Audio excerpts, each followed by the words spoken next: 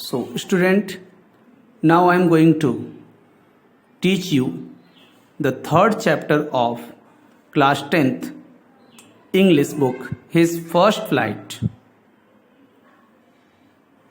In this chapter, there are two parts. First part is the story about his first flight, and second part is the story about the black aeroplane.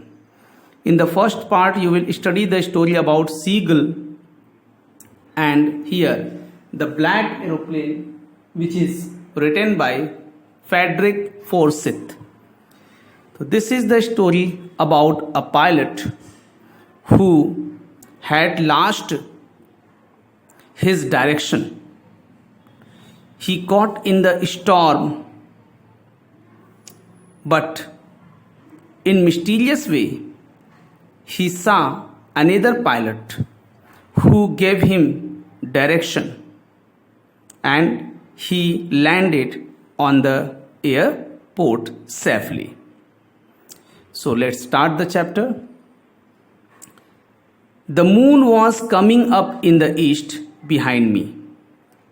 The pilot is telling कि जो moon था, चंद्रमा, it was coming up in the east. यह east में क्या हो रहा था? राइजन हो रहा था. It means if the moon rises in the east, then the direction of the pilot should be in the west. यानी वह वेस्ट की तरफ क्या कर रहा था? मूव कर रहा था. तो the moon was coming up in the east behind me and stars were shining. और स्टार्स क्या हो रहे थे? शाइनिंग कर रहे थे. In the clear sky above me, यानी जो स्काई था it was very clear. There were no patches of cloud could been seen in the sky. आकाश में कोई भी क्लाउड्स नहीं था. There was no cloud in the sky. I was happy to be alone high up above the sleeping countryside. And the pilot was flying high above the city alone of this sleeping countryside. इस sleeping countryside से ऊपर के शहर में वह क्या कर रहा था? उड़ रहा था. Sleeping countryside shows that all the people of the country were sleeping and the pilot was flying the plane. I was flying my old Dakota aeroplane. Dakota is a kind of aeroplane. Pilot कह रहा है कि मैं अपना old Dakota airplane क्या कर रहा था? उड़ा रहा था. Over France back to England. Over France back to England यानी मैं फ्रांस से, ठीक है, इंग्लैंड की तरफ क्या कर रहा था? मूव कर रहा था. I was dreaming my old holiday and looking forward to being with my family. और फ्लाइंग करते हुए प्लेन को मैं अपने ओल्ड हॉलीडे के बारे में ड्रीम देख रहा था, अपनी पुरानी छुट्टियों के बारे में. And looking forward to being with my family, और यह सोच रहा था कि मैं अपनी फैमिली से किस प्रकार से मिलूंगा. आई लुक्ड एट माई वॉच. मैंने अपनी घड़ी को देखी. 1:30 इन द मॉर्निंग. और यह टाइम क्या था? 1:30 का था. 1:30 मीन्स ये मिडनाइट के बाद का समय है. 1:30 morning. I should call Paris control soon. Pilot ने सोचा कि क्यों न वह पेरिस कंट्रोल को क्या करे? कॉल करे.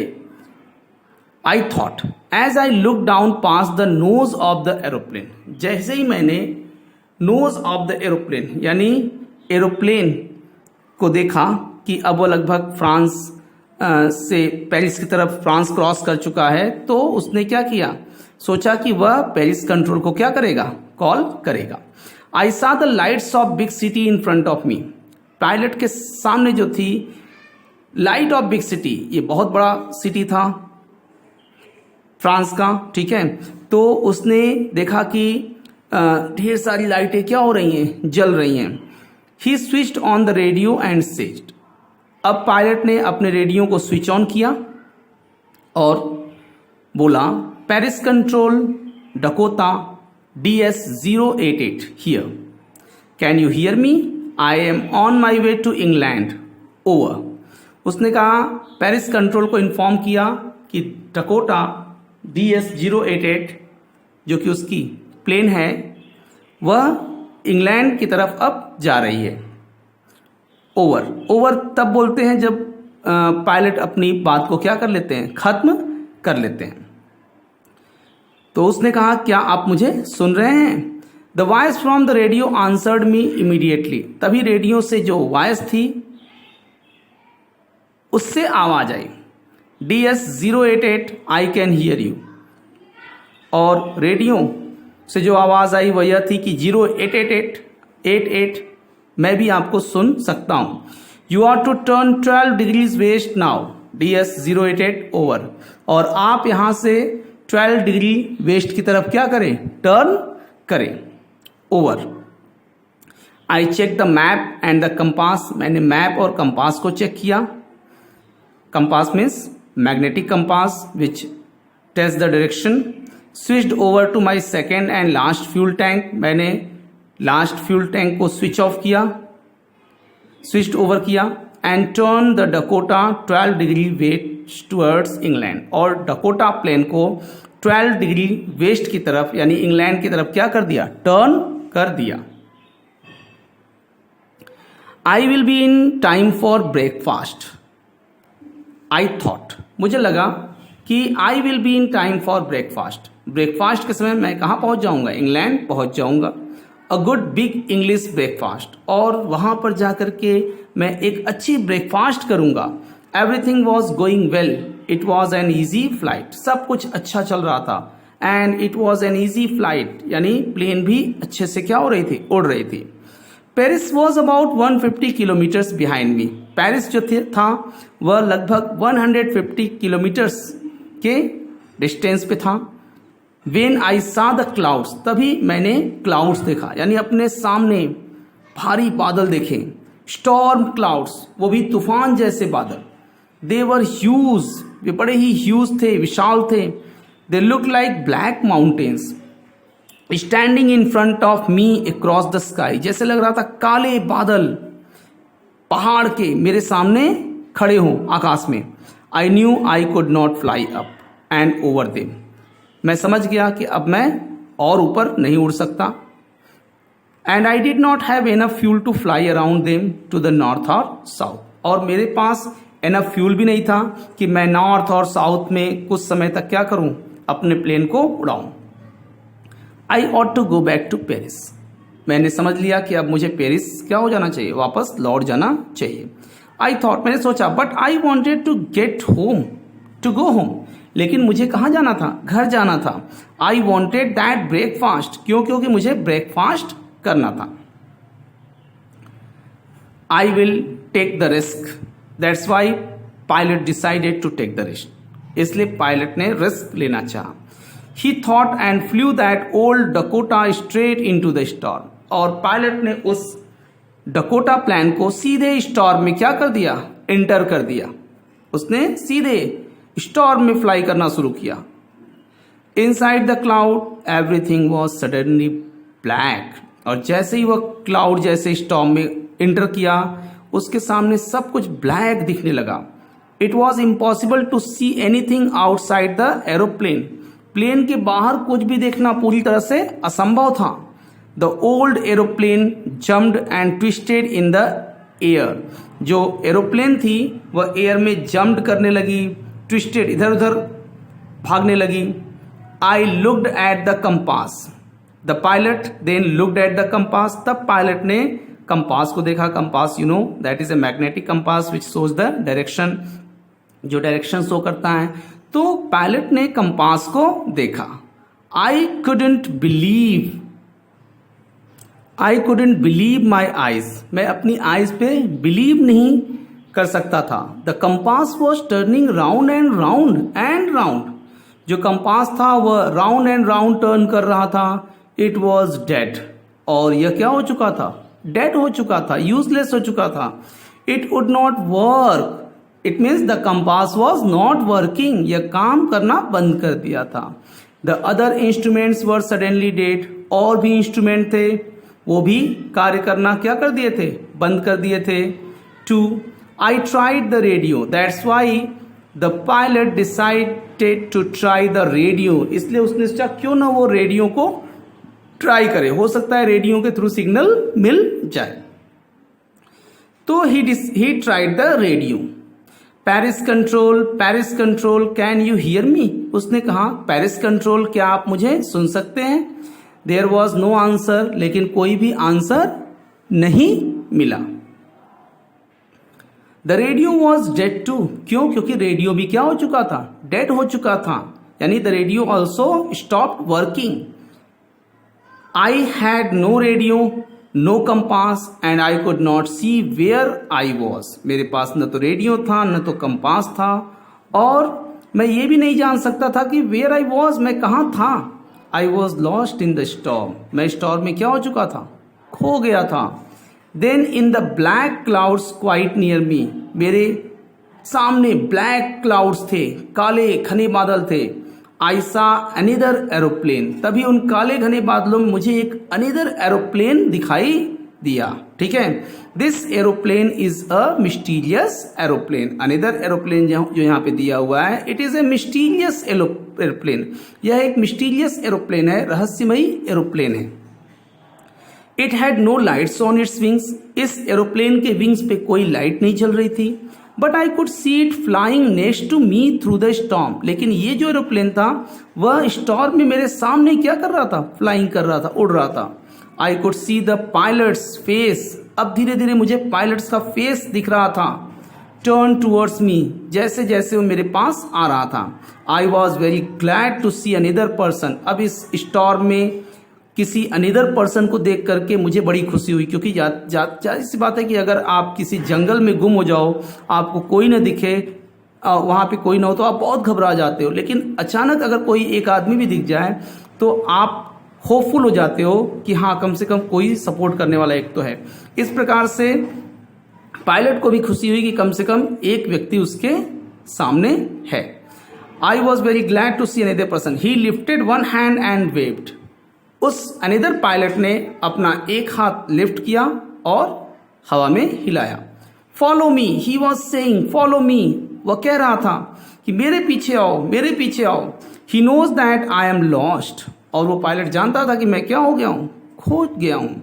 I thought he is trying to help me. मुझे लगा कि वो मेरी हेल्प करना चाहता था. He turned his aeroplane slowly to the north. अब उस अनदर पायलट ने अपना जो एरोप्लेन था वो नॉर्थ की तरफ टर्न कर दिया, नॉर्थ डायरेक्शन की तरफ टर्न कर दिया. यानी the another pilot turn his aeroplane towards the north direction in front of my Dakota. ठीक है, यानी नॉर्थ डायरेक्शन मेरे डकोटा प्लेन के ठीक सामने. So that it would be easier for me to follow him. ताकि मेरे लिए इजियर हो जाए और मैं उसके पीछे पीछे चल सकूं और वो मुझे रास्ता दिखाए. I was very happy to go behind the strange aeroplane like an obedient child. Obedient child, you know, यानी a child that obeys to the elders. जो कि अपने elders को obeys करे, that is known as the obedient child. तो pilot जो था वो बहुत ही खुश था. To go behind the strange aeroplane. उस स्ट्रेंज एरोप्लेन के पीछे पीछे चल रहा था जैसे एक an obedient child, एक obedient child की तरह. After half an hour, the strange black aeroplane was still here in front of me in the clouds. आधे घंटे तक, half an hour तक, जो another aeroplane था, it was still there in front of me in the clouds. वह बादलों में मेरे साथ ही था. यानी मैं उसके ठीक पीछे पीछे चल रहा था और ये एरोप्लेन मेरे आगे आगे मुझे डायरेक्शन दिखा रहा था. Now there was only enough fuel in the old Dakota's last tank to fly for 5 or 10 minutes more. अब कुछ ही फ्यूल बचे थे ओल्ड डकोटास में. Last tank to fly for 5 or 10 minutes more. और ये लास्ट टैंक था fuel का और मैं केवल 5 to 10 मिनट्स ही क्या कर सकता था और आकाश में फ्लाई कर सकता था एरोप्लेन को. I was starting to feel frighten again. अब मुझे पुनः डर लगने लगा. ठीक है, मीन्स पायलट वॉज अफ्रेड, कहीं ऐसा ना हो कि फ्यूल क्या हो जाए, खत्म हो जाए. But then he started to go down and I followed through the storm. लेकिन तभी उसने देखा कि अब वो नीचे जा रहा है, यानी he started to go down and he follow through the storm, यानी वो जो प्लेन था अब वो नीचे जा रहा था, डकोटा प्लेन, और उसने स्टॉर्म को कट करके आगे बढ़ना शुरू किया। Suddenly he came out of the clouds and saw 2 long straight line of the lights in front of me। अचानक जो पायलट था वह क्लाउड से बाहर आया and saw 2 long straight lines, और उसने 2 सीधी line, the line was parallel, वो लाइन कैसी थी, पैरेलल थी, तो 2 स्ट्रेट लाइंस देखा लाइट का जो कि उसके सामने था। इट मीन्स अब जो पायलट था उसके सामने क्या आ गया था, यानी जहां पे प्लेन लैंड करता है, ठीक है, तो एयरपोर्ट आ चुका था। तो अब उसे सामने एयरपोर्ट दिख रहा था जिसमें पैरेलल बने हुए थे और उस पर लाइट्स क्या हो रही थी, जल रही थी। इट वॉज एन रनवे, यह क्या था, एक रनवे था, an airport. The pilot was safe, he turn to look for his friend in the black aeroplane. अब वह सेफ था, उसने पीछे मुड़कर देखा अनदर प्लेन को कि हो सकता है कि वह उसके पीछे आ रहा हो, तो उसने he turn a look for his friend, उसने अपने मित्र को पीछे मुड़कर देखना चाहा इन द ब्लैक एरोप्लेन, उस ब्लैक एरोप्लेन में। क्यों ब्लैक एरोप्लेन है, क्योंकि there were no lights in that, उसमें कोई लाइट्स नहीं जल रही थी। But the sky was empty, लेकिन स्काई पूरी तरह से एम्प्टी था। There was no black aeroplane, कोई ब्लैक एरोप्लेन नहीं था। देयर वॉज नथिंग देयर, कुछ नहीं था। The black aeroplane was gone, वो ब्लैक एरोप्लेन क्या हो चुका था, जा चुका था। I could not see it anywhere, और पायलट अब उसे देख भी नहीं सकता था। He landed and was not sorry to walk away from the old Dakota near the control tower। उसने लैंड किया और कंट्रोल टावर के पास गया। He went and asked a woman in the control center। Control centre में एक woman बैठी हुई थी, जैसे कि आप देख सकते हो पिक्चर में। तो वह जैसे ही कंट्रोल टावर में गया, there was a woman in the control tower, उस कंट्रोल टावर में एक वुमेन बैठी हुई थी। The pilot was and I was and who the other pilot was, ठीक है। तो अब उसने पायलट ने उस वुमेन से कहा कि वेयर आई वॉज, मैं कहाँ हूं, and who the other pilot was, और वो जो दूसरा पायलट था जो मुझे डायरेक्शन दिखाते हुए लाया वो कौन था। I wanted to say thank you, मैं उसको थैंक करना चाहता हूं। She looked at me very strangely, उस वुमेन ने मेरी तरफ बहुत ही स्ट्रेंजली, विचित्र तरीके से देखा, एंड देन लाफ्ड, फिर वह हंसी। Another aeroplane up there in the storm, दूसरा एरोप्लेन वो भी स्टॉर्म में, no no no, other aeroplanes were flying tonight, other aeroplanes जो थे वर फ्लाइंग टू नाइट, वो आज की रात उड़े ही नहीं। Yours was the only one I could see on the radar, केवल आपका ही एक प्लेन था जो कि मुझे रडार पे दिख रहा था। There was no another aeroplane. So who helped me to arrive there safely without a compass or a radio?